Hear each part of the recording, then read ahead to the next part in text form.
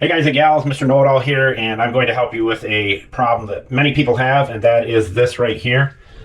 Does your faucet shake back and forth? Let's fix it and fix it right. Now, it is a pain when the bowl goes way down. You have to reach in through from underneath here. And the best part of it is you can take out one of your drawers right there, but that can be tricky as well. So let's tighten up that nut. All right, so I'm going to take my headlamp.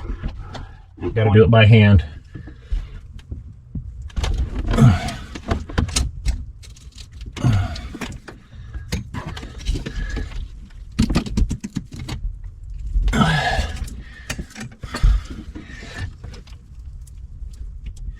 That's pretty tight. It's not moving now.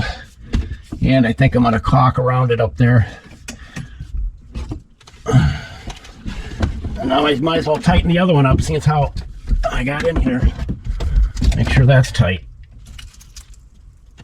It was slightly loose.